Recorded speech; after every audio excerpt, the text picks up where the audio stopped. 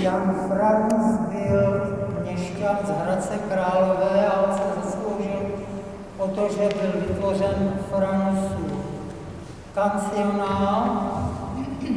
A tady je právě zajímavé, že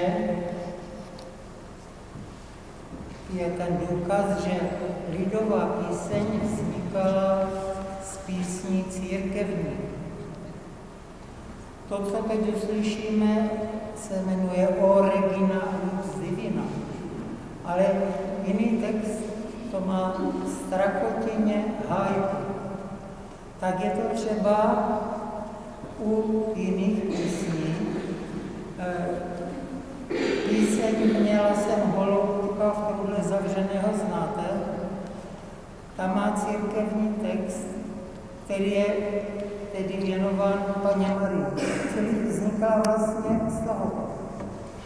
Tak to je jenom takový příklad, tu píseň zde neuvedeme, ale